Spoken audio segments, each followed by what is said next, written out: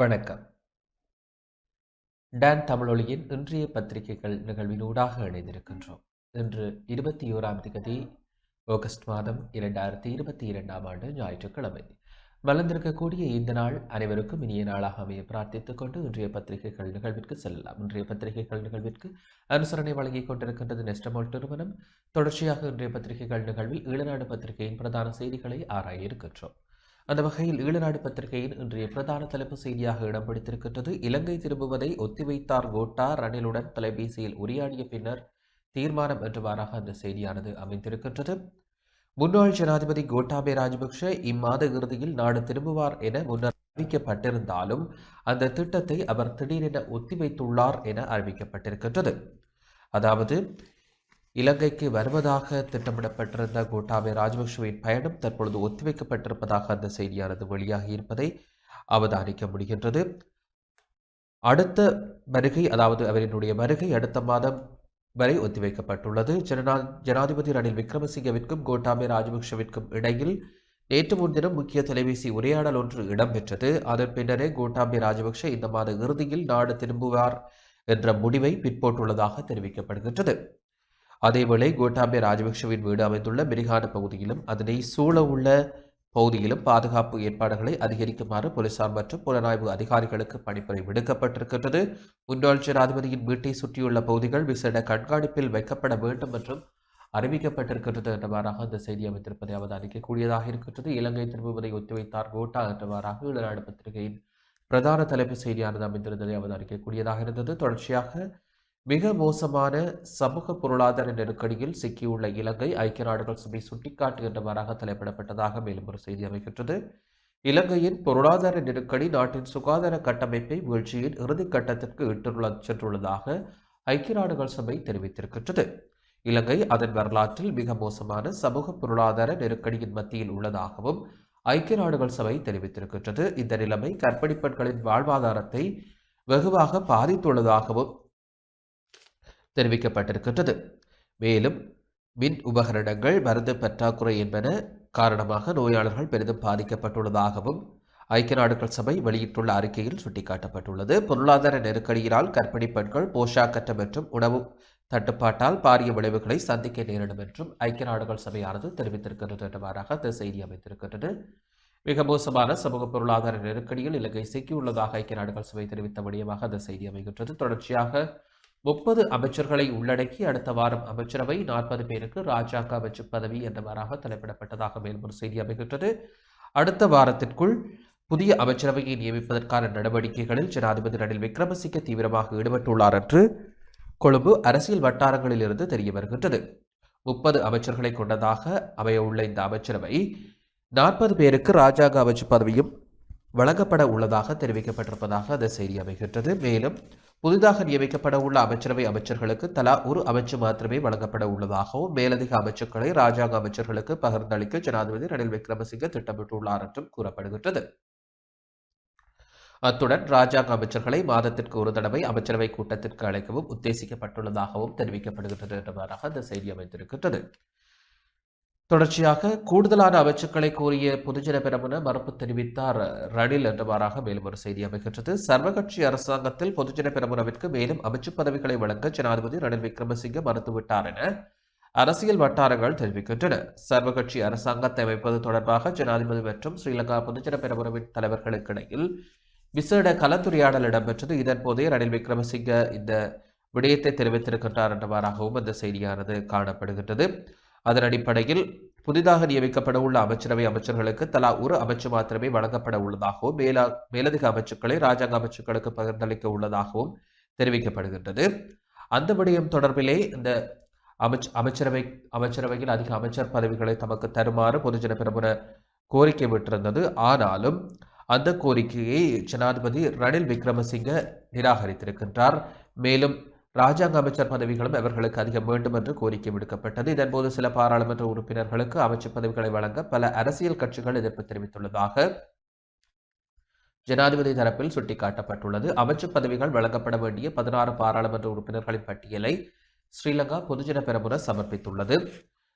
மேலும் அதில் குறிப்பிடப்பட்டுள்ள நாமல் ராஜபக்ஷ, ஜோன்ஸ்டன் பெர்னாண்டோ, ரோஹித் அபேகுணவர்த்தன மற்றும் மஹிந்தானந்த அல்கமகே ஆகியோருக்கு அமைச்சு பதவிகளை வழங்க வேண்டாம் என்று எதிர்க்கட்சி உறுப்பினர்கள் ஜனாதிபதிக்கு அறிவித்திருக்கின்றார்கள். எவ்வாறாயினும் அமைச்சு பதவிகளை பெற்றுக் கொள்வதற்காக ஜனாதிபதியுடன் தனித்தனியாக பேச்சுவார்த்தை நடத்தாமல் கட்சியாக பேச்சுவார்த்தை நடத்த வேண்டும் என அக்கட்சியின் ஸ்தாபகர் பஷில் ராஜபக்ஷ உறுப்பினர்களுக்கு அறிவித்துள்ளார். சர்வகட்சி அரசாங்கத்தை அமைப்பது தொடர்பில் அரசியல் கட்சிகளுடன் மேலும் கலந்துரையாடல்களை மேற்கொள்ள ஜனாதிபதி தீர்மானித்திருக்கின்றார். இதற்கிடையில் இம்முறை ராஜாங்க அமைச்சர்களின் எல்லைகளை வர்த்தமானியில் வெளியிடக்கூடாது என்ற யோசனையும் ஜனாதிபதியிடம் சமர்ப்பிக்கப்பட்டுள்ளது என்றவாறாக அந்த செய்தியானது அமைந்திருக்கின்றது. கூடுதலான அமைச்சுக்களை கோரிய பொதுஜன பெருமனம் மறுப்பு தெரிவித்தார் ரணில் என்றவாறான செய்தி அது அமைந்திருந்தது. தொடர்ச்சியாக கொரோனா மரணம் 35% உயர்வு என்றவாறாக தலைப்பிடப்பட்டதாக மேலும் ஒரு செய்தி அமைகின்றது. உலகெங்கும் கடந்த 4 வாரங்களில் கொரோனா இறப்பு 35% அதிகரித்துள்ளது என உலக சுகாதார அமைப்பு தெரிவித்துள்ளது. உலகம் முழுவதும் கொரோனா பாதிப்பு தொடர்ந்து வருகின்றது. தொற்று பாதிப்பை கட்டுப்படுத்துவதற்கான நடவடிக்கைகளை பல நாடுகளும் முன்னெடுத்து வருகின்றன. இந்த நிலையில் உலக சுகாதார அமைப்பின் தலைவர் டெட்ரோஸ் அதனோம் கருத்து வெளியிட்டிருக்கின்றார். அதாவது கொரோனா தொற்றுடன் வாழ கற்றுக்கொண்டதால் தொற்று பாதிப்பு இல்லை என்று எடுத்துக்கொள்ள முடியாது. தற்போது பாதிப்பு அதிகரித்து வருகின்றது. நம்மை பாதுகாத்துக் கொள்ளவும் மற்றவர்களை பாதுகாக்கவும் பாதுகாப்பு நடவடிக்கைகளை கடைபிடிக்க வேண்டும். உலகம் முழுவதும் கடந்த 4 வாரங்களில் கொரோனா, குரங்கம்மை உள்ளிட்ட உலகளாவிய நோய்கள் தொடர்பான இறப்புகள் 35% அதிகரித்துள்ளன. கடந்த வாரம் மட்டும் கொரோனாவிற்கு 15,000 பேர் உயிரிழந்துள்ளனர். தடுப்பூசி முன்னெச்சரிக்கை நடவடிக்கைகள் இருக்கும்போது இது ஏற்றுக்கொள்ள முடியாதது. எனவே அனைவரும் தடுப்பூசி செலுத்திக் கொள்ளுங்கள், சமூக இடைவெளி, முகக்கவசம் அணிதல் ஆகியவற்றை பின்பற்றுங்கள் என தெரிவித்தார். மேலும் குரங்கம்மை குறித்து கருத்து வெளியிட்ட அவர், கடந்த வாரம் 7,500 பேருக்கு குரங்கம்மை தொற்று உறுதியாகியுள்ளது. முந்தைய வாரத்தை விட பாதிப்பு 20% அதிகமாகும். தற்போது வரை 92 நாடுகளில் 35,000 பேர் பாதிக்கப்பட்டுள்ளனர், 12 பேர் உயிரிழந்துள்ளனர் எனவும் டெட்ரோஸ் அதனோடு தெரிவித்திருக்கின்றார் என்றவாறாக இந்த செய்தியானது அமைந்திருக்கின்றது. தொடர்ச்சியாக நாணய நிதிய அதிகாரிகள் குழு 24ஆம் தேதி கொழும்பு வருகின்றது என்றவாறான செய்தியும் இங்கே முதல் பக்கத்தில் இடம் பிடித்திருக்கின்றது. பொருளாதார மற்றும் நிதி சீர்திருத்தங்கள் கொள்கைகள் குறித்து இலங்கை அதிகாரிகளுடன் தொடர்ந்து கலந்துரையாடுவதற்காக சர்வதேச நாணய நிதி அதிகாரிகள் குழு அடுத்த வாரம் கொழும்பிற்கு வருகின்றது. இந்த குழுவின் விஜயம் எதிர்வரும் 24ஆம் தேதி முதல் 31ஆம் தேதி வரையான காலப்பகுதியில் அமைய உள்ளதாக இலங்கை தொடர்பில் சர்வதேச நாணய நிதியம் வெளியிட்டுள்ள அறிக்கையில் தெரிவிக்கப்பட்டிருக்கின்றது என்றவாறாக அந்த செய்தியானது அமைகின்றது. சர்வதேச நாணய நிதியத்தின் இலங்கைக்கான சிரேஷ்ட தூதுவர் பீட்டர் ப்ரூயர் மற்றும் இலங்கை குழுவின் தலைவர் மசாஹிரோ நொசாகி ஆகியோர் தலைமையில் இந்த குழுவானது வழிநடத்தப்பட உள்ளது. சர்வதேச நாணய நிதியத்தின் விரிவாக்கப்பட்ட நிதி வசதி ஏற்பாட்டுக்கான பணிக்குழாம் மட்ட ஒப்பந்தத்தை நோக்கி முன்னேறுவதே இந்த விஜயத்தின் நோக்கமாகும். இலங்கையின் பொதுக்கடன் நிலைத்தன்மையற்றது என மதிப்பிடப்படுவதால் சர்வதேச நாணய நிதியத்தின் நிறைவேற்றுக் குழுவின் விரிவாக்கப்பட்ட நிதி வசதி திட்டத்தின் ஒப்புதலுக்கு கடன் நிலைத்தன்மையை மீட்டெடுப்பதற்கான இலங்கையின் கடன் வழங்குனர்களின் போதுமான உத்தரவாதங்கள் அவசியமாகும். இந்த விஜயத்தின் போது சர்வதேச நாணய நிதி அதிகாரிகள் ஏனைய பங்குதாரர்களுடனும் பேச்சுவார்த்தைகளை நடத்த உள்ளதாக அந்த அறிக்கையில் தெரிவிக்கப்பட்டிருக்கின்றது என்றவாறாக அந்த செய்தியானது காணப்படுகின்றது. நாணய நிதி அதிகாரிகள் குழு 24ஆம் தேதி இலங்கைக்கு வருகின்றது என்றவாறாக அந்த செய்தி அமைந்திருக்கின்றது. மேலும் தீர்க்கமான முடிவொன்றை எடுக்க உள்ளது டலஸ் அணி என்றவாறான செய்தியும் இங்கே இடம் பிடிக்கின்றது. நாட்டின் நலன் கருதி தீர்க்கமான சில முடிவுகள் எடுக்கப்பட உள்ளது என்று ஸ்ரீலங்கா பொதுஜன பெரமுனவின் தவிசாளர் பேராசிரியர் GL பீரிஸ் தெரிவித்துள்ளார். டலஸ் ஆதரவு அணி பாராளுமன்ற உறுப்பினர்கள் நேற்றைய தினம் அனுராதபுரத்திற்கு பயணம் மேற்கொண்டனர். ருவன்வெலிசாய உள்ளிட்ட வழிபாட்டு தலங்களுக்கு சென்று வழிபட்டதுடன் மகா சங்கத்தினரையும் சந்தித்து ஆசி பெற்றனர். அதன் பின்னர் ஊடகங்களிடம் கருத்து வெளியிடுகையிலேயே பீரிஸ் இந்த விடயத்தை தெரிவித்திருக்கின்றார். அனுராதபுரம் என்பது வரலாற்று சிறப்புமிக்க இடமாகும். இந்த ராஜரட்ட மண்ணில் இருந்து எமது செயற்பாடு ஆரம்பமாகின்றது என்றும் GL பீரிஸ் தெரிவித்திருக்கின்றார் என்றவாறாக அந்த செய்தி அமைந்திருப்பதை அவதானிக்கக்கூடியதாக இருக்கின்றது. தொடர்ச்சியாக மணல் கடத்தி வந்த வாகனம் புரண்டதில் இளைஞர் மரணம், கொடிகாமத்தில் நேற்று சம்பவம் என்றவாறாக மேலும் ஒரு செய்தி காணப்படுகின்றது. மணல் கடத்தி வந்த வாகனம் புரண்டதில் அதில் சென்ற இளைஞர் ஒருவர் பரிதாபமாக உயிரிழந்துள்ளார். நேற்று காலை புலோலி கொடிகாமம் வீதியில் உள்ள முள்ளி பகுதியில் இச்சம்பவமானது பதிவாகி இருக்கின்றது என்றவாறாக அந்த செய்தியானது காணப்படுகின்றது. இந்த சம்பவத்தில் துன்னாலை குடவத்தையை சேர்ந்த ஜெயந்தன் என்ற 27 வயதுடைய இளைஞர் உயிரிழந்துள்ளார். மணல் கடத்தி வந்த கெப்ரக வாகனம் கட்டுப்பாட்டை இழந்து புரண்டதாக தெரிவிக்கப்படுகின்றது. இதில் படுகாயங்களுக்கு உள்ளான இளைஞர் பருத்தித்துறை ஆதார வைத்தியசாலையில் சிகிச்சைக்காக அனுமதிக்கப்பட்டு பின்னர் மேலதிக சிகிச்சைக்காக யாழ் போதனா வைத்தியசாலைக்கு கொண்டு செல்லப்பட்ட நிலையில் உயிரிழந்தார். சடலம் போதரா வைத்தியசாலையில் வைக்கப்பட்டுள்ளது. விசாரணைகளை போலீசார் மேற்கொண்டுள்ளனர் என்றவாறாகவும் அந்த செய்தியானது காணப்படுகின்றது. மணல் கடத்தி வந்த வாகனம் புரண்டதில் இளைஞர் உயிரிழந்த சம்பவம் கொடிகாமத்தில் பதிவாயிருப்பதாகவும் இந்த செய்தி காணப்படுகின்றது. தொடர்ச்சியாக நாடு முழுவதும் ஆயுதம் தாக்கிய முப்படையினர் என்றவாறாக தலைப்பிடப்பட்டதாக மேலும் ஒரு செய்தி அமைக்கின்றது. நாட்டின் அனைத்து மாவட்டங்களிலும் பொதுமக்கள் அமைதியை பேணுவதற்காக ஆயுதம் தாக்கிய முப்படையினரை ஈடுபடுத்துவதற்கான அதிவிசேட வர்த்தமானி அறிவித்தல் ஜனாதிபதி ரணில் விக்ரமசிங்கவினால் வெளியிடப்பட்டிருக்கின்றது என்றவாறாகவும் அந்த செய்தியானது காணப்படுகின்றது. அதன் அடிப்படையில் பொதுமக்கள் பாதுகாப்பு கட்டளை சட்டத்தின் 12வது பிரிவினால் ஜனாதிபதிக்கு வழங்கப்பட்ட அதிகாரத்தின் அடிப்படையில் இந்த நடவடிக்கையானது எடுக்கப்பட்டிருப்பதாக அந்த செய்தியானது காணப்படுகின்றது. இதற்கமைய நாளை திங்கட்கிழமை முதல் 25 மாவட்டங்களிலும் பாதுகாப்புக்காக முப்படையினரை ஈடுபடுத்த நடவடிக்கை எடுக்கப்பட்டுள்ளதாகவும் அந்த வர்த்தமானியில் தெரிவிக்கப்பட்டிருப்பதாகவும் அந்த செய்தி காணப்படுகின்றது. தொடர்ச்சியாக யாழ் வந்தார் பந்துல என்ற தலைப்பிடப்பட்டதாக மேலும் ஒரு செய்தியானது அமைந்திருப்பதை அவதானிக்கக்கூடியதாக இருக்கின்றது. போக்குவரத்து மற்றும் நெடுஞ்சாலைகள் அமைச்சர் பந்துல குணவர்த்தன 2 நாள் உத்தியோகபூர்வ விஜயமாக யாழ்ப்பாணத்திற்கு நேற்று வருகை தந்திருக்கின்றார் என்றவாறாகவும் அந்த செய்தியானது அமைந்திருப்பதை அவதானிக்கக்கூடியதாக இருக்கின்றது. கொழும்பு யாழ்ப்பாணம் ரயில் சேவையில் நேற்று மதியம் யாழ்ப்பாணத்திற்கு அவர் வருகை தந்திருந்தார் என்ற முறையவும் இங்கே முதல் பக்கத்தில் இடம் பிடித்திருப்பதை அவதானிக்கக்கூடியதாக இருக்கின்றது. அந்த வகையில் நேற்றைய தினம் யாழ்ப்பாணத்திற்கு வருகை தந்த பந்துல குணவர்த்தன தொடர்பான செய்தியாக காணப்பட்டது. தொடர்ச்சியாக இணை செய்திகளோடு இணைந்திருக்கலாம். சிறிய வர்த்தக விளம்பர இடைவெளியை தொடர்ந்து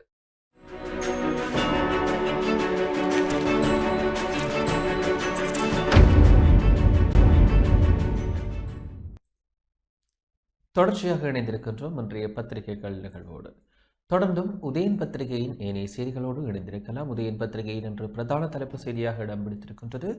கடனை மறுசீரமைத்தாலே இலங்கைக்கு உதவிகள் சர்வதேச நாணய நிதியம் செக் என்றவாறாக தலைப்பிடப்பட்டதாக அந்த செய்தி அமைகின்றது. சர்வதேச நாணய நிதியத்தின் உதவியை பெறுவதற்கு இலங்கை அதன் கடன் வழங்குனர்களிடமிருந்து கடன் மறுசீரமைப்பு தொடர்பில் சான்றிதழ் பெறுவது மிக அவசியமாகும் என சர்வதேச நாணய நிதியம் அறிவித்திருக்கின்றது என்றவாறாக தலைப்பிடப்பட்டதாக அந்த செய்தியானது காணப்படுகின்றது.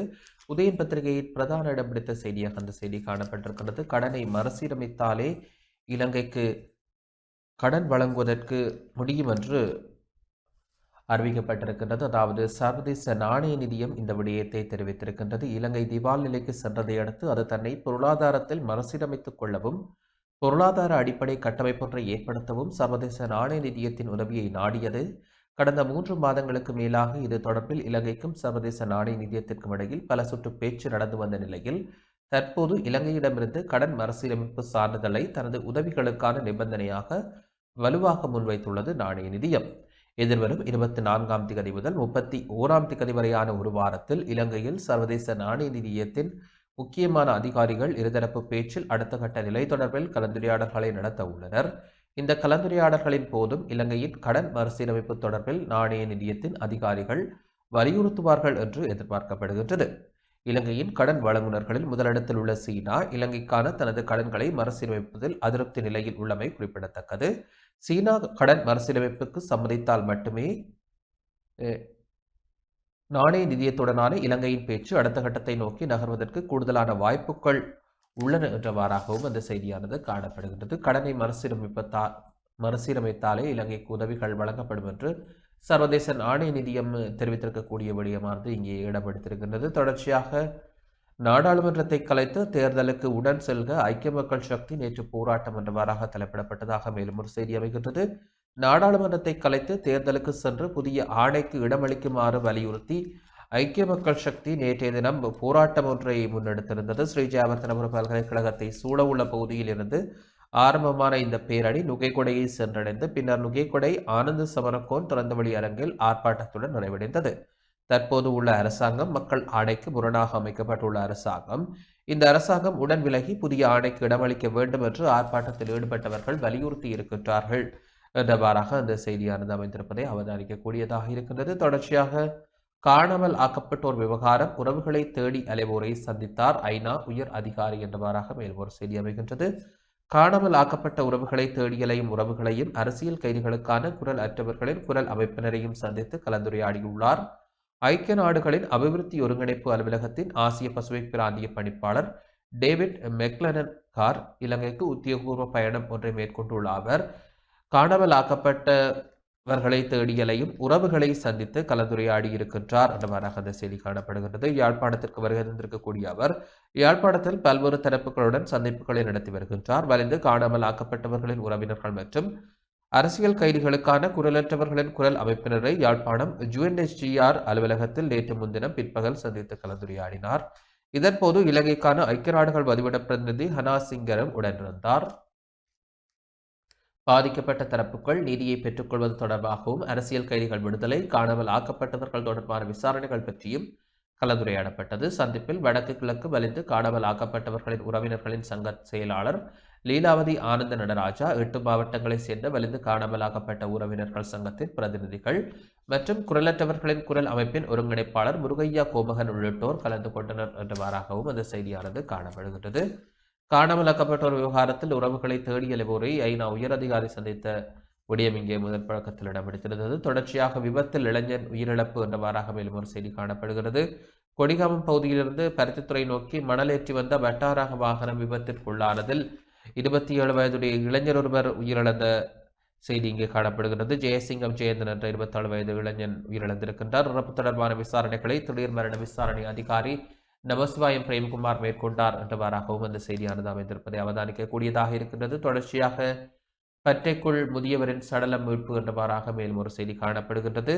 வல்லை வெளிக்குள் பற்றி ஒன்றுக்குள்ளிருந்து முதியவர் ஒருவரின் சடலமானது மீட்கப்பட்டிருக்கின்றது. நேற்று நண்பகல் சடலமாக மீட்கப்பட்டுள்ளார் ஒருவர் என்று இந்த செய்தி காணப்படுகின்றது. தொண்டைமனாறு வல்லை வீதியை சேர்ந்த மயில் வாகனம் குருமூர்த்தி என்ற 75 வயதுடைய நபரை இவ்வாறு சடலமாக மீட்கப்பட்டிருக்கின்றார். குறித்த முதியவர் கடந்த 17ஆம் தேதி முதல் காணாமல் போயிருந்தார். அவரை தேடும் பணிகள் முன்னெடுக்கப்பட்டிருந்த நிலையில் அந்த முதியவர் சடலமாக மீட்கப்பட்டுள்ளார். மேலதிக விசாரணைகளை வெல்வெட்டித்துறை போலீசார் மேற்கொண்டு வருகின்றார்கள் என்றவாறாகவும் அந்த செய்தியானது அமைந்திருப்பதை அவதானிக்கக்கூடியதாக இருக்கின்றது.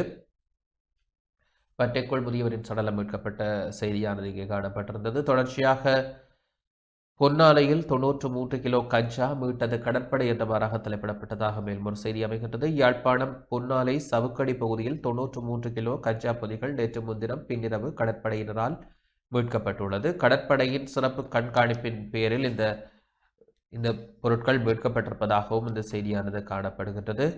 மேலும் 40 பொதிகளில் அடைக்கப்பட்டிருந்த அவையின் மொத்த நிறை 93 கிலோ 200 கிராம் என்றும் அதன் பெறுமதி 27 மில்லியன் ரூபாய் என்றும் தெரிய வருகின்றது. இது தொடர்பில் கடற்படை மேலதிக விசாரணைகள் மற்றும் தேடுதல்களை முன்னெடுத்ததுடன் கஞ்சாவை போலீஸ் நிலையம் ஒன்றில் பாரப்படுத்த அல்லது நீதிமன்ற அனுமதி பெற்று எரியூட்டி அளிப்பதற்கு நடவடிக்கை எடுக்கப்பட்டுள்ளது என்றவாறாகவும் அந்த செய்தியானது காணப்படுகின்றது.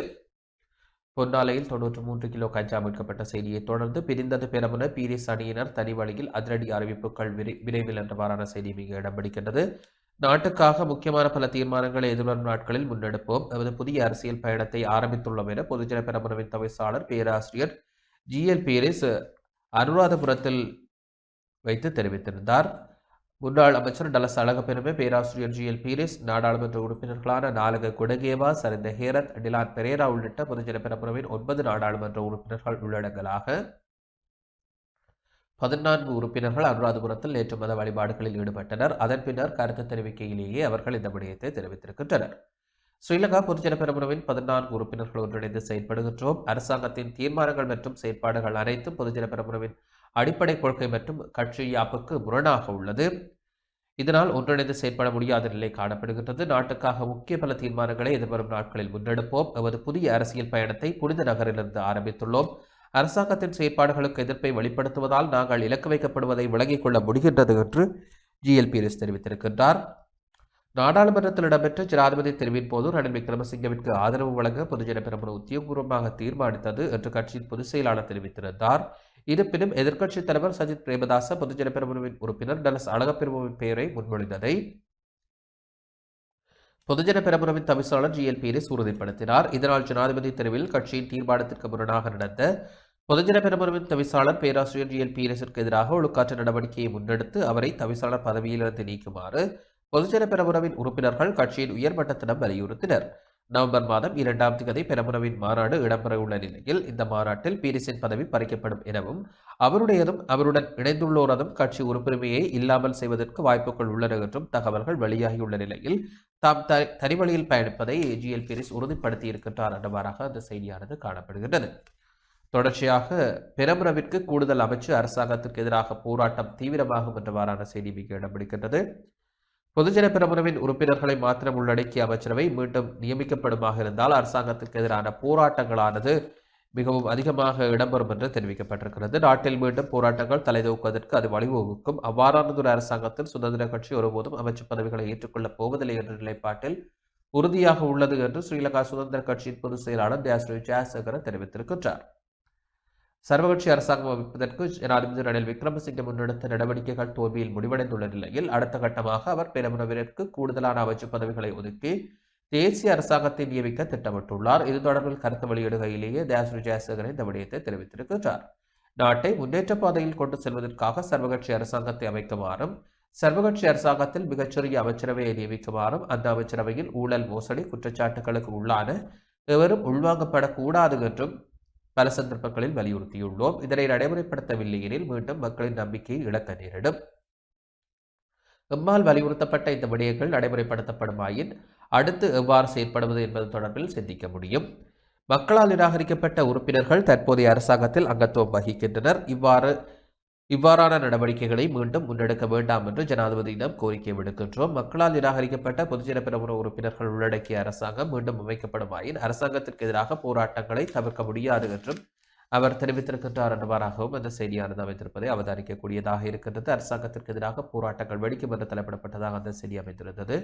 முட்டை விற்பனையில் நிர்ணய விலையை மீறினால் நடவடிக்கை என்றவாறான செய்தி மிக இடம் பிடித்திருக்கின்றது. அதாவது முட்டை விலைக்கு கட்டுப்பாட்டு விலை நிர்ணயிக்கப்பட்டிருக்கக்கூடிய நிலையில் முட்டை விலைக்கு மீறினால் கடும் நடவடிக்கைகள் எடுக்கப்படும் என்ற விடயமும் தற்பொழுது வெளிப்படுத்தப்பட்டிருக்கின்றது என்றவாறாகவும் அந்த செய்தியானது காணப்படுவதை அவதானிக்கக்கூடியதாக இருக்கின்றது. யாழ்ப்பாணத்தில் நிர்ணயிக்கப்பட்ட விலையை விடவும் கூடுதல் விலைக்கு முட்டைகளை விற்பனை செய்யும் வர்த்தகர்களுக்கு எதிராக கடும் நடவடிக்கை எடுக்கப்படும் என்று பாவனையாளர் அதிகார சபையின் யாழ் மாவட்ட இணைப்பு அதிகாரி தெரிவித்திருக்கின்றார்.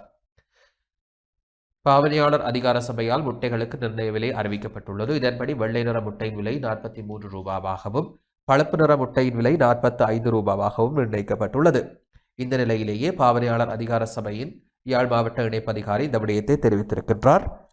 விற்பனையாளர்கள் மற்றும் வர்த்தகர்களுக்கு அதிகூடிய விலைக்கு முட்டைகளை விற்பனை செய்தாலோ அல்லது விலைப்பட்டியலை காட்சிப்படுத்தாமல் விற்பனை நடவடிக்கையில் ஈடுபட்டாலோ உடனடியாக சட்ட நடவடிக்கை எடுக்கப்படும். இது தொடர்பில் யாழ்ப்பாண மாவட்ட வர்த்தகர்களுக்கு அறிவுறுத்தல் விடுக்கப்பட்டுள்ளது என்றும் அவர் தெரிவித்திருக்கின்றார் என்றவாறாக அந்த செய்தியானது அமைந்திருப்பதை அவதானிக்கக்கூடியதாக இருக்கின்றது. முட்டை விற்பனையில் நிர்ணய விலை மீறினால் நடவடிக்கை என்று யாழ்ப்பாண மாவட்டத்தில் தெரிவிக்கப்பட்டிருப்பதாக அந்த செய்தி காணப்படுகின்றது. உதய பத்திரிகையில் இந்த செய்திகள்லாம் காணப்பட்டிருக்கின்றன. தொடர்ச்சியாக வலமுறை பத்திரிகையினுடைய பிரதான செய்திகளை நோக்கி அவதானங்களை செலுத்தலாம். அதன் அடிப்படையில் வலமுறை பத்திரிகையின் பிரதான தலைப்பு செய்தியாக நாட்டின் சவாலை அச்சமின்றி ஏற்றுக்கொண்ட ஜனாதிபதிக்கு அனைவரும் ஒத்துழைக்க வேண்டும், மகா சங்கத்தினர் வலியுறுத்து என்றவாறாக தலைப்பிடப்பட்டதாக அந்த செய்தி காணப்படுகின்றது. பொறுப்புகளில் இருந்து அனைவரும் விலகிய வேளை நாட்டை பற்றி சிந்தித்து அதன் பாரிய பொறுப்பை ஏற்றுக்கொண்ட ஜனாதிபதி ரணிலுக்கு அனைவரும் ஒத்துழைக்க வேண்டும் என்று மகா சங்கத்தினர் வலியுறுத்தி இருக்கின்றார்கள் என்றவாறாக அந்த செய்தி காணப்படுகிறது. நேற்று முற்பகல் வரலாற்று சிறப்புமிக்க அனுராதபுரம் ருவன்வெளிசாய மகாவிகாரைக்கு சென்று சமய வழிபாடுகளில் ஈடுபட்டு ஆசிகளை பெற்றுக்கொண்ட ஜனாதிபதி விகாரமாதேவி தேரரை நேரில் சந்தித்த போதே அவர் இவ்வாறு தெரிவித்திருக்கின்றார். அங்கு உபதேசம் வழங்கிய தேரர் நாடு சகல அம்சங்களிலும் அதல பாதாளத்தில் வீழ்ந்துள்ள வேளையில் ஜனாதிபதி நாட்டை பொறுப்பேற்க வேண்டிய நிலை ஏற்பட்டுள்ளதாக குறிப்பிட்டார். நாட்டிற்காக ஜனாதிபதி எடுக்கும் அனைத்து சரியான தீர்மானங்களுக்கும் மகா சங்கத்தினரின் ஆசீர்வாதம் கிடைக்கும் எனவும் அந்த தீர்மானங்களை நடைமுறைப்படுத்தக்கூடிய திறமையான மற்றும் சரியான குழுக்களை தெரிவு செய்து மக்களின் அபிலாஷைகளை நிறைவேற்றுவதற்காக அவர்களை ஒரே இலக்கை நோக்கி அழைத்து செல்லும் பொறுப்பு ஜனாதிபதிக்கு இருப்பதாகவும் அவர் தெரிவித்தார். நாட்டை கட்டியெழுப்பக்கூடிய தொலைநோக்கு பார்வையும் வேலை திட்டமும் கொண்ட ஜனாதிபதிக்கு நாடு எதிர்நோக்கும் பொருளாதார சவால்களை வெற்றி கொள்ளும் பலம் இருப்பதாக தேரரின் அனுசாசன உரையில் குறிப்பிடப்பட்டுள்ளது. நாட்டை பொருளாதார ரீதியில் மீட்டெடுக்கும் ஜனாதிபதியின் முயற்சிகளுக்கு ஆதரவளிப்பது அனைவரினதும் பொறுப்பாகும் எனவும் அண்டை நாடுகளை பகைத்து கொண்ட கடந்த கால தவறை சரி செய்து பலமான ராஜதந்திர உறவுகளை கட்டியெழுப்ப வேண்டியதன் அவசியத்தையும் அரசு சேவையை அமல்படுத்துவதை குறைவாக பேசக்கூடிய அதிகம் உழைக்கக்கூடிய அதிகாரிகள் குழு ஒன்றை தமது அருகில் இணைத்துக் கொண்டதன் முக்கியத்துவம் குறித்தும் ஜனாதிபதிக்கு தேரர் தெரிவித்தார். அங்கு விசேட அனுசாசன உரை நிகழ்த்திய தேரர் நாடு எதிர்நோக்கும் சவால்களை அச்சமின்றி ஏற்றுக்கொண்டு நாட்டை சரியான பாதைக்கு இட்டு செல்லும் ஜனாதிபதிக்கு ஆதரவளிக்க அனைத்து தரப்பினரும் முழு மனதுடன் ஒன்றிணைய வேண்டும் என குறிப்பிட்டார். கட்சி, நிறம், சாதி, மத வேறுபாடுகளை கருத்தில் கொள்ளாது மனசாட்சிப்படி அனைவரும் வழங்கப்பட்டுள்ள தேசிய பொறுப்பை நிறைவேற்ற வேண்டும் என்றும் தேரர் சுட்டிக்காட்டினார் என்றவாறாக வலமுறை பத்திரிகையினுடைய பிரதான தலைப்பு செய்தியானது அமைந்திருப்பதை இங்கே அவதானிக்கக்கூடியதாக இருக்கின்றது. தொடர்ச்சியாக போராட்டங்களை நசுக்கி ஆட்சியை முன்கொண்டு செல்ல முடியாது, ரணிலுக்கு ஜேவிபி தலைவர் அனுர எச்சரிக்கை என்றவாறாக இந்த செய்தி காணப்படுகின்றது. போராட்டங்களை நசுக்கி ஆட்சியை முன்கொண்டு செல்ல முடியாது என ஜேவிபியின் தலைவர் அனுரகுமார் திசாநாயக்க தெரிவித்துள்ளார். நுகைகொடையில் நேற்று இடம்பெற்ற தேசிய மக்கள் சக்தியின் பேரணியில் பங்கேற்ற போதே அவர் இந்த விடயத்தை தெரிவித்திருக்கின்றார். மக்களால் நிராகரிக்கப்பட்ட ரணில் விக்ரமசிங்க 134 பேரால் தெரிவு செய்யப்பட்டு ஜனாதிபதியாக தற்பொழுது ஆட்சி செய்து வருகின்றார். அவர் தற்பொழுது மக்களின் போராட்டங்களை மழுங்கடிப்பதற்கான நடவடிக்கைகளை மேற்கொள்கின்றார். மேலும் ராஜபக்சக்களை சந்தோஷப்படுத்தும் செயற்பாடுகளையும் மேற்கொண்டு வருகின்றார். இதன் ஒரு கட்டமே ஜூனியன் பிளேஸ் பகுதியில் வைத்து அனைத்து பல்கலைக்கழக மாணவர்களின் அமைதி பேரணியின் மீது நடத்தப்பட்ட தாக்குதலாகும் என்று அனுரகுமார் திசாநாயக்க தெரிவித்திருக்கின்றார். எனினும் தமது பேரணி மீது ரணில் விக்ரமசிங்க தாக்குதல் நடத்தினால் தமது பேரணி நுகைகொடையில் நிறுத்தப்பட மாட்டாது, பேரணி விரிவுபடுத்தப்படும் என்றும் அனுரகுமார திசாநாயக்க எச்சரிக்கை விடுத்திருக்கின்றார் என்றவாறாகவும் அந்த செய்தியானது அமைந்திருப்பதை அவதானிக்கக்கூடியதாக இருக்கின்றது. போராட்டங்களை நசுக்கி ஆட்சியை முன்கொண்டு செல்ல முடியாது என்றவாறாக அந்த செய்தியானது காணப்பட்டிருப்பதை அவதானிக்கக்கூடியதாக இருக்கின்றது. தொடர்ச்சியாக சப்புகஸ்கந்தவை இயக்க ஏற்பாடு என்றவாறாக மேலும் ஒரு செய்தி அமைகின்றது. சப்புகஸ்கந்த எண்ணெய் சுத்திகரிப்பு நிலையம் 40 நாட்களுக்கு முழு கொள்ளளவில் இயங்குவதற்கு தேவையான ஏற்பாடுகள் செய்யப்பட்டுள்ளதாக அமைச்சர் காஞ்சன விஜயசேகர தெரிவித்திருக்கின்றார் என்றவாறாகவும் அந்த செய்தி காணப்படுகின்றது. தற்போது 1,00,000 மெட்ரிக் டன் கச்சா எண்ணெய் இறக்குமதி செய்யப்பட்டு வருவதாகவும் அடுத்த வாரம் மேலும் 1,20,000 மெட்ரிக் டன்கள் வரும் என்று எதிர்பார்க்கப்படுவதாகவும் அமைச்சர் தெரிவித்தார். மேலும் விமான எரிபொருள் கையிருப்பில் தரையிறக்கப்பட உள்ளதாகவும் அமைச்சர் குறிப்பிட்டிருக்கின்றார் என்றவாறாகவும் அந்த செய்தியானது காணப்பட்டிருக்கின்றது. தொடர்ச்சியாக பாராளுமன்றத்தை கலைத்து புதிய ஆணைக்கு இடமளியுங்கள், தேசிய மக்கள் சக்தி அடையாள நடைபவனி என்றவாறாக தலைப்பிடப்பட்டதாக மேலும் ஒரு செய்தி அமைகின்றது. பாராளுமன்றத்தை கலைத்து புதிய ஆணைக்கு இடமளிக்குமாறு கோஷங்களை முன்வைத்து தேசிய மக்கள் சக்தியினர் நேற்று அடையாள நடைபவனி ஒன்றை மேற்கொண்டனர். ஸ்ரீ ஜெயவர்த்தனபுர பல்கலைக்கழகத்தை சூழவுள்ள பகுதியிலிருந்து ஆரம்பமான பேரணி நுகைகொடையை சென்றடைந்தது.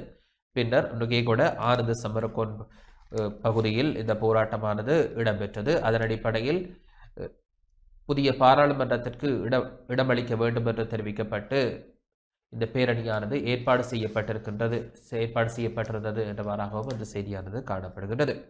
தொடர்ச்சியாக பயங்கரவாத சட்டத்தில் கைது சிங்கள மக்களை சிந்திக்க வைத்துள்ளது ஸ்ரீதரன் எம்பி தெரிவிப்பு என்றவாறாக மேலும் ஒரு செய்தி அமைகின்றது. சட்டம் மதிக்கப்பட வேண்டும், ஆனால் ஒரு ஜனநாயக போராட்டத்தில் ஈடுபடும் ஒருவரை பயங்கரவாத தடை சட்டத்தின் ஊடாக கைது செய்திருப்பது சிங்கள மக்களை இன்று சிந்திக்க வைத்துள்ளது, உணர வைத்துள்ளது என்று தமிழ் தேசிய கூட்டமைப்பின் நாடாளுமன்ற உறுப்பினர் சிவஞானம் ஸ்ரீதரன் தெரிவித்திருக்கின்றார் என்றவாறாக அந்த செய்தி காணப்படுகின்றது. சுட்டு படுகொலை செய்யப்பட்ட முன்னாள் பாராளுமன்ற உறுப்பினர் சின்னத்தம்பி சிவமகராசாவின் 16வது ஆண்டு நினைவேந்தல் நிகழ்வு நேற்று யாழ் தள்ளிப்பளை பல்நோக்கு கூட்டுறவு சங்க மண்டபத்தில் இடம்பெற்றது. இந்த நினைவேந்தல் நிகழ்வில் பிரதம விருந்தினராக கலந்து கொண்டு உரையாற்றிய போதே நாடாளுமன்ற உறுப்பினர் சிவஞானம் ஸ்ரீதரன் இந்த விடயத்தை தெரிவித்திருக்கின்றார் என்றவாறாகவும் அந்த செய்தி காணப்படுகின்றது.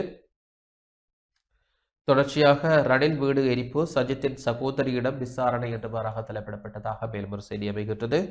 ஜனாதிபதி ரணில் விக்ரமசிங்கவின் வீடு எரியூட்டப்பட்ட சம்பவம் தொடர்பான விசாரணையில் சஜித் பிரேமதாசவின் சகோதரியிடம் விசாரணை செய்யப்பட்டிருக்கின்றது என்றவாறான செய்தியும் இங்கே காணப்படுகிறது. வாக்குமூலம் வழங்கிய பின்னர் ஊடகங்களுக்கு கருத்து வெளியிட்டுள்ள துலாஞ்சலி பிரேமதாச தற்போதைய ஜனாதிபதியின் வீடு எரிக்கப்பட்ட சம்பவம் தொடர்பாக வாக்குமூலம் வழங்க வருமாறு அழைத்தனர். நான் வந்து வாக்குமூலம் வழங்கினேன். சம்பவம் நடந்தபோது நான் அங்கு ஓரிடத்தில் இருந்தேன். விசாரணை அதிகாரிகள் நட்புறவாக உரையாடினர். உண்மையை கூறினால் எந்த பிரச்சனைகளும் இருக்காது, எனக்கும் எந்த பிரச்சனையும் இல்லை என்றும் அவர் தெரிவித்தார் என்றவாறாகவும் அந்த செய்தி காணப்படுகின்றது. ரணில் வீடெரிப்பு சஜித்தின் சகோதரியிடம் விசாரணை என்று தலைப்பிடப்பட்டதாக அந்த செய்தியானது காணப்பட்டிருந்தது. தொடர்ச்சியாக இனப்படுகொலையாளிகளை சர்வதேச நீதிமன்றில் நிறுத்துக உறவுகள் ஜெனீவாவிற்கு மகஜர் சமர்ப்பிக்க முடிவு என்றவாறாக தலைப்பிடப்பட்டதாக மேலும் ஒரு செய்தி அமைகின்றது. எம்மை இனப்படுகொலைக்கு உள்ளாக்கிய கூட்டாபையவையும் அதனுடன் சம்பந்தப்பட்ட அரசில் உள்ளவர்களையும் சர்வதேச குற்றவியல் நீதிமன்றத்தில் நிறுத்தி தண்டனையை பெற்றுத்தர வேண்டும் என்ற கோரிக்கையை மட்டும் முன்வைத்து மகஜர் ஒன்றை ஜெனீவாவில் இடம்பெறும் மனித உரிமை பேரவையில் சமர்ப்பிக்க உள்ளதாக வடக்கு கிழக்கில் வளைந்து காணாமலாக்கப்பட்ட உறவுகளின் சங்கத்தினர் தெரிவித்திருக்கின்றார்கள். நேற்று வவுனியா நகரசபை மண்டபத்தில் வடக்கு கிழக்கில் வளைந்து காணாமலாக்கப்பட்ட உறவுகளின் ஏற்பாட்டில் கட்சித் தலைவர்களுடன் ஒரு கூட்டமானது இடம்பெற்றது. இந்த கூட்டத்தின் போதே இந்த முடிவானது எடுக்கப்பட்டிருக்கின்றது என்றவாறாகவும் அந்த செய்தியானது காணப்படுகின்றது. அதன் அடிப்படையில் சிவில் அமைப்புகளை அழைத்து இந்த கூட்டமானது இடம்பெற்றது. மேலும் இதன்போது கருத்து வெளியிட்ட லீலாதேவி ஆனந்த நடராஜா, ஜெனீவா கூட்டத்தொடருக்கு முன்பாக அனைவரினதும் ஏகோபித்த கருத்துக்களை ஜெனீவா கூட்டு நாடுகளுக்கு அனுப்புவதற்கு மகஜரில் கையொப்பமிட்டு அனுப்புவதற்காக கூட்டத்தை ஒழுங்குபடுத்தியிருந்தோம். கடந்த வருடம் ஜனவரி 15ஆம் தேதி அனைவரும் ஒற்றுமையாக ஒரு குரலில் கோரிக்கைகளை முன்வைத்தது போல் இந்த தடவையும் இதை செய்வதற்கு நாம் விடயத்தை முன்னெடுத்திருக்கின்றோம். அதில் ஓரளவு வெற்றியும் கண்டிருக்கின்றோம். இதற்கு ஆதரவாக தமிழ் தேசிய கூட்டமைப்பு தனது ஆதரவை தெரிவித்திருக்கின்றது. நாங்கள் எழுதிய மகஜருக்கு ஆதரவாக தமிழ் தேசிய மக்கள் முன்னணியும் ஏற்றுக்கொண்டிருக்கின்றது. ஏனைய கட்சிகளும் வெளிப்படையாக கூறாவிட்டாலும் அவர்கள் ஏற்றுக்கொண்டதாகத்தான் வந்த பிரதிநிதிகள் கூறியிருக்கின்றார்கள். அதை நமது தலைமை பீடங்களுடன் கதைத்துத்தான் இறுதி முடிவை அறிவிப்பார்கள் என்றும் தெரிவிக்கப்பட்டிருக்கிறது என்றவாறாகவும் அந்த செய்தி காணப்பட்டிருப்பதாகவும் கூறப்படுகிறது. மேலும் தொடர்ச்சியாகவும் ஏனைய செய்திகளோடு இணைந்திருக்கலாம். சிறிய வர்த்தக விளம்பர இடைவேளையை தொடர்ந்து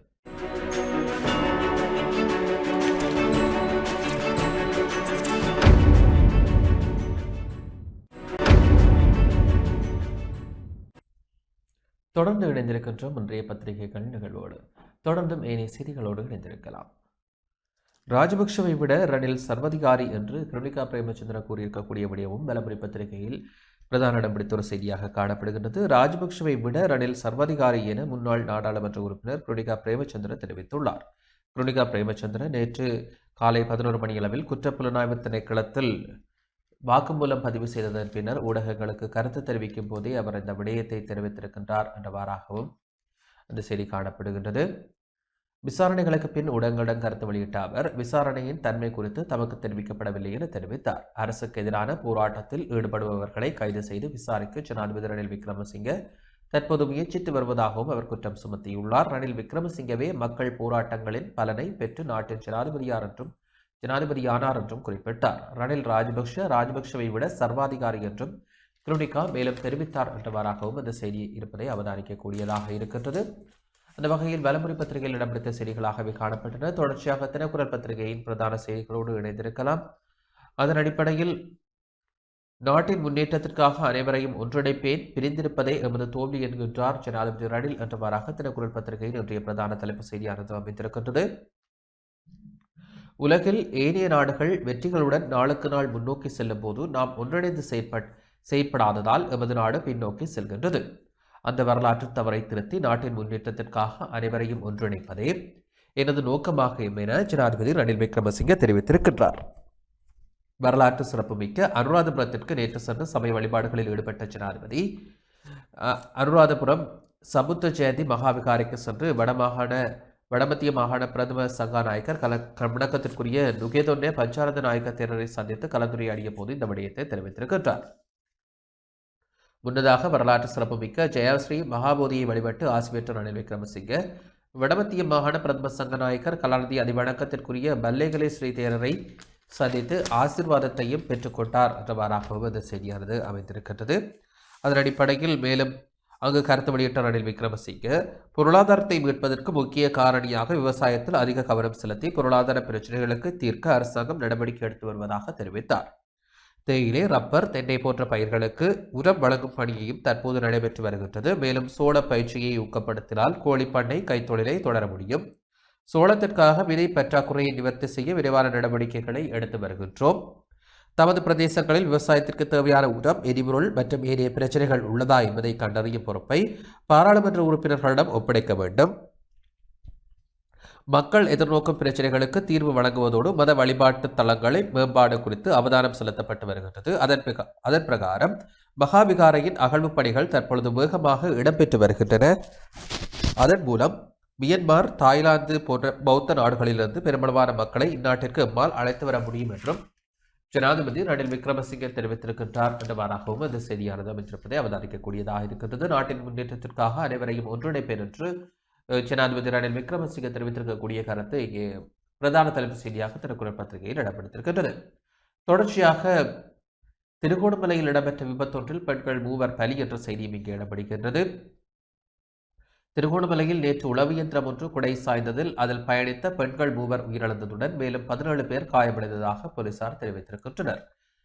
மூதூர் 3ஆம் கட்டை மலையடி பகுதியிலேயே இந்த விபத்து சம்பவமானது பதிவாயிருக்கின்றது. இந்த விபத்து சம்பவத்திலேயே இவ்வாறு மூவர் உயிரிழந்திருக்கின்றார்கள் என்ற செய்தியும் இங்கே இடம் பிடித்திருக்கின்றது. சேனுவர பகுதியை சேர்ந்தவர்களே உயிரிழந்திருக்கின்றார்கள். காயமடைந்தவர்களில் இருவர் பலத்த காயங்களுக்கு உள்ளானதில் அவர்களை திருவோணமலை வைத்தியசாலையில் அனுமதிக்கப்பட்டிருக்கின்றார்கள். ஏனையோர் மூதூர் தள வைத்தியசாலையில் சிகிச்சை பெற்று வருகின்றார்கள். தொழில் நிமித்தம் உளவு இயந்திரத்தில் பயணித்த பெண்களை விபத்தில் சிக்கி உயிரிழந்தனர். மலைப்பகுதியில் பயணித்த உளவு இயந்திரம் பள்ளத்தில் வீழ்ந்து விபத்திற்குள்ளானதாக போலீசார் தெரிவித்தனர். சம்பவம் தொடர்பான மேலதிக விசாரணைகளை மூதூர் போலீசார் முன்னெடுத்து வருகின்றனர் என்றவாறாகவும் இந்த செய்தியானது காணப்படுகின்றது. தொடர்ச்சியாக ஐநாவில் நற்சான்று பெறுவதற்கே தமிழ் அமைப்புகளுக்கு தடை நீக்கம், தப்பிக்கொள்ளும் தந்திரம் சாத்தியமில்லை, உலகத் தமிழர் பேரவை என்றவாறாக தலைப்பிடப்பட்டதாக மேலும் ஒரு செய்தி அமைகின்றது. ஐக்கிய நாடுகள் மனித உரிமைகள் பேரவையில் இலங்கையின் மனித உரிமைகள் பதிவு மீளாய்வு செய்யப்பட உள்ள நிலையில் அதற்கு முன் நற்சான்று பெறுவதை நோக்கமாக கொண்டு சில புலம்பெயர் தமிழ் அமைப்புகள் தனிநபர்கள் மீதான தடையை இலங்கை நீக்கியுள்ளது என்பதில் சந்தேகமில்லை என்று உலக தமிழர் பேரவையானது தெரிவித்திருக்கின்றது என்றவாறாகவும் அந்த செய்தியானது அமைந்திருப்பதை அவதானிக்கக்கூடியதாக இருக்கின்றது. பல்வேறு புலம்பெயர்ந்த தமிழ் அமைப்புகள் மற்றும் தனிநபர்கள் இலங்கையின் தடைப்பட்டியலிருந்து நீக்கப்பட்டதை வரவேற்றுள்ள உலக தமிழர் பேரவை இலங்கை அரசாங்கத்தின் நிறுவனங்கள் மற்றும் தனிநபர்களை பட்டியல் வெளியிடுவதற்கான முழு செயல்முறையும் தன்னிச்சையானது, பகுத்தறிவற்றது மற்றும் ஐக்கிய நாடுகள் சபையின் ஒழுங்குமுறையை முற்றிலும் துஷ்பிரயோகம் செய்வதாகும் என்றும் குற்றம் சாட்டியுள்ளது.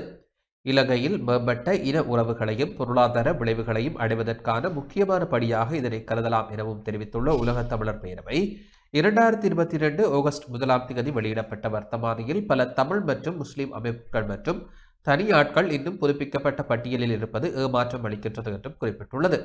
இது தொடர்பில் உலக தமிழர் பேரவை வெளியிட்டுள்ள அறிக்கையில் மேலும் தெரிவிக்கப்பட்டுள்ளதாவது, காலத்தின் அரசியல் நிகழ்ச்சி நிரலுக்கு ஏற்றவாறு தடை செய்யப்பட்ட பட்டியலில் இருந்து நீக்குதல் போன்ற ஒரு குழப்பமான செயல்முறையை இலங்கை அரசாங்கம் நிறுத்த வேண்டும்.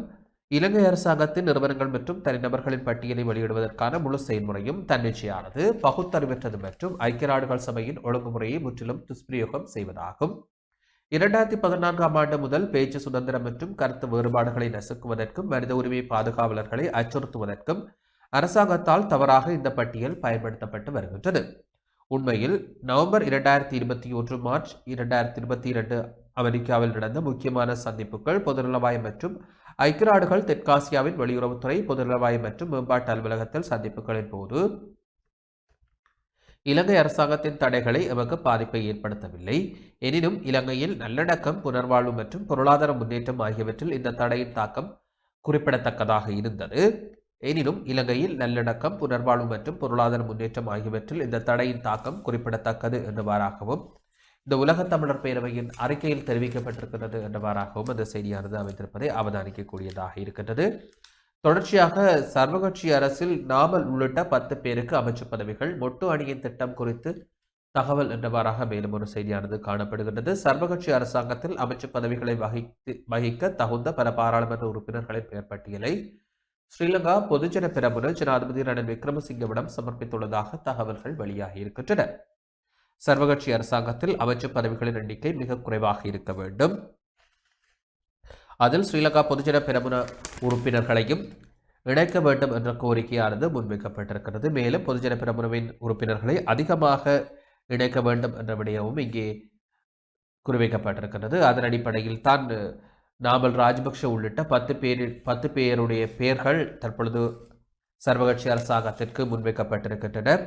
சர்வகட்சி அரசாங்கத்தில் ஸ்ரீலங்கா பொதுஜன பெரமுனவையும் இணைக்க வேண்டிய பொறுப்பு உள்ளது. பொறுப்புகளை நிறைவேற்றி மக்களுக்கு சேவையாற்றுவது கட்சியின் பொறுப்பு என்றும் பொதுஜன பெரமுனவின் பொதுச் செயலாளர் சாகர காரியவசம் தெரிவித்திருக்கின்றார். அதன் அடிப்படையில் ரணில் விக்ரமசிங்கவுடன் சமர்ப்பித்துள்ள பட்டியலில் Prasanna Ranatunga, Janaka Bandara Tennakoon, Johnston Fernando, Rohitha Abeygunawardena, C V. Ratnayake, Pavithra Wanniarachchi, S M. Chandrasena, Namal Rajapaksa, Ramesh Pathirana, Bandula Gunawardena, Sanath Nishantha, Kanchana Wijesekera ஆகியோரின் பெயர்கள் அடங்கியுள்ளதாக சௌவீம பத்திரிகையானது தெரிவித்திருக்கின்றது என்றவாறாகவும் இந்த செய்தியானது காணப்படுகிறது. சர்வகட்சி அரசில் 10 பேருக்கு அமைச்சு பதவிகள், மொட்டு அணியின் திட்டம் என்றவாறாக அந்த செய்தியானது காணப்படுகிறது. தொடர்ந்து கோட்டாபய வீட்டை சுற்றி கடும் பாதுகாப்பு ஏற்பாடுகள், இன்னும் சில நாட்களில் நாடு திரும்புவார் என தகவல் என்றவாறாக மேலும் ஒரு செய்தி அமைகின்றது. முன்னாள் ஜனாதிபதி கோட்டாபய ராஜபக்ஷவின் தனிப்பட்ட இல்லம் அமைந்துள்ள மிரிகான பகிர்வத்த பிரதேசத்திலும் அதனை அண்மித்த பகுதிகளிலும் பாதுகாப்பை அதிகரிக்குமாறு போலீஸ் அதிகாரிகள் மற்றும் புலனாய்வாளர்களுக்கு அறிவுறுத்தல் வழங்கப்பட்டுள்ளது. குறிப்பாக முன்னாள் ஜனாதிபதியின் தனிப்பட்ட வாசஸ்தலத்தை அண்மித்த பகுதியில் விழிப்புடன் இருக்குமாறும் அறிவுறுத்தப்பட்டிருக்கின்றது என்றவாறாகவும் இந்த செய்தியானது காணப்படுகின்றது. இந்த பகுதியில் போலீஸ் அதிகாரிகள் கூடி நாடு திரும்ப உள்ள முன்னாள் ஜனாதிபதி கோட்டாபய ராஜபக்ஷவின் பாதுகாப்பு குறித்து ஆராய்ந்ததாக போலீஸ் வட்டாரங்கள் தெரிவிக்கின்றன. இதன்போதே கோட்டாபய ராஜபக்ஷவின் தனிப்பட்ட இல்லம் அமைந்துள்ள பகுதிகளில் பாதுகாப்பு ஏற்பாடுகளை தீவிரப்படுத்துமாறும் அறிவுறுத்தப்பட்டிருக்கின்றது. இதேவேளை இன்னும் சில நாட்களில் முன்னாள் ஜனாதிபதி கோட்டாபய ராஜபக்ஷ நாடு திரும்புவார் என்று அவரது முன்னாள் செயலாளர் சுகீஸ்வர பண்டார தெரிவித்துள்ளார். இதற்கிடையே வெளிவிவகார அமைச்சர் ஜனாதிபதி சட்டத்தரணி அலிசா ஃப்ரீ CNN தொலைக்காட்சிக்கு வழங்கிய நேர்காணலில் முன்னாள் ஜனாதிபதி கோட்டாபய ராஜபக்ஷ எதிர்வரும் 24ஆம் தேதி நாட்டிற்கு விஜயம் செய்வதை உறுதிப்படுத்தியிருக்கின்றார். கோட்டாபய ராஜபக்ஷ இலங்கைக்கு திரும்புவது தொடர்பில் தற்போதைய அரசாங்கத்திற்கு உத்தியோகபூர்வ பங்கு எதுவும் இல்லை எனவும், கோட்டாபய இலங்கை பிரஜையாக இருந்தால் அவர் எவ்வாறு வந்து செல்லக்கூடிய தகுதியுடையவர் என்றும் அலிசப்ரி தெரிவித்தார். முன்னாள் ஜனாதிபதியும் அவரது மனைவியும் தாய்லாந்து அரசாங்கத்தின் அனுசரணையின் கீழ் தாய்லாந்தால் உள்ள ஒரு அறியப்படாத இடத்தில் தற்போது தங்கியிருக்கின்றார்கள் என்றவாறாகவும் அந்த செய்தியானது அமைந்திருக்கிறது. கோட்டாபய வீட்டை சுற்றி கடும் பாதுகாப்பு ஏற்பாடுகள் மேற்கொள்ளப்பட்டிருப்பதாக செய்தியும் இங்கே வெளியாகியிருக்கின்றது. தொடர்ச்சியாக உள்ளூராட்சி மன்ற தேர்தலை மார்ச் 25க்கு முன் நடத்த திட்டம் தேர்தல்கள் ஆணைக்குழு தெரிவித்தது என்றவாறான செய்தியும் இங்கே இடம் பிடித்திருக்கின்றது. உள்ளூராட்சி மன்றங்களுக்கான தேர்தலை அடுத்த வருடம் மார்ச் 25ஆம் தேதிக்கு முன்னர் நடத்துவதற்கு திட்டமிட்டுள்ளதாக தேர்தல் ஆணைக்குழு தெரிவித்திருக்கின்றது. அடுத்த மாதம் 20ஆம் தேதிக்கு பின்னர் தேர்தலை நடத்துவதற்கான தேதியை அறிவிப்பதற்கு தேர்தல் ஆணைக்குழுவிற்கு அதிகாரம் வழங்கப்படும். அதன் அடிப்படையில் தான் மார்ச் 25க்கு முன்னர் இந்த உள்ளூராட்சி மன்ற தேர்தலை நடத்துவதற்கு திட்டமிட்டுள்ளதாக ஆணையாளர் நாயகம் சமன் சுரீராத் நாயக்க தெரிவித்திருக்கின்றார். விடயத்திற்கு பொறுப்பான அமைச்சரினால் உள்ளூராட்சி மன்றங்களின் பதவிக்காலம் மேலும் ஒரு வருடத்திற்கு நீடிக்கப்பட்டுள்ளது. அந்த பதவிக்காலமும் எதிர்வரும் மார்ச் 25 நிறைவடைய உள்ளது. இதன் அடிப்படையில் தான் 341 உள்ளூராட்சி மன்றங்களுக்கான உறுப்பினர்கள் தெரிவு செய்யப்பட உள்ளதாகவும் அவர் தெரிவித்திருக்கின்றார் என்றவாறாகவும் இந்த செய்தி காணப்படுகிறது. அரசை எதிர்த்து போராடுவோர் பயங்கரவாதிகள் ஆக்கப்பட்டு கைது செய்யப்படுவதாக எம் ஏ சுமந்திரன் குற்றம் சாட்டியிருக்கக்கூடிய செய்தியும் இங்கு முதல் பக்கத்தில் இடம் பிடித்திருக்கின்றது. மேலும் இலங்கைக்கு விரைந்து உதவுமாறு அமெரிக்க காங்கிரசார் கோரிக்கை விட்டிருக்கக்கூடிய செய்தியும் இங்கு முதல் பக்கத்தில் இடம்பெடுத்திருக்கிறது. அரசின் முரண்பட்ட கொள்கைகளால் முதலிடத்தை இயங்கும் புலம்பெயர் அமைப்புகள் என்று யாழ்ப்பாணத்திற்கு வருகிற ஐக்கிய நாடுகள் சபையினுடைய பணிப்பாளரிடம் யாழ் மாநகர சபையினுடைய முதல்வர் தெரிவித்திருக்கக்கூடிய விடயம் என்பது தொடர்பிலும் இங்கே தினக்குரல் பத்திரிகையில் முதல் பக்கத்தில் செய்திகள் அமைந்திருந்தன. அந்த வகையில் இன்றைய பத்திரிகைகளில் இடம்பெடுத்த செய்திகளாகவே தான் காணப்பட்டன. தொடர்ந்தும் நிகழ்வுகளோடு இணைந்திருங்கள். இத்துடன் இந்த பத்திரிகைகள் நிகழ்வு நிறைவடைகின்றது. வணக்கம் உறவுகளே.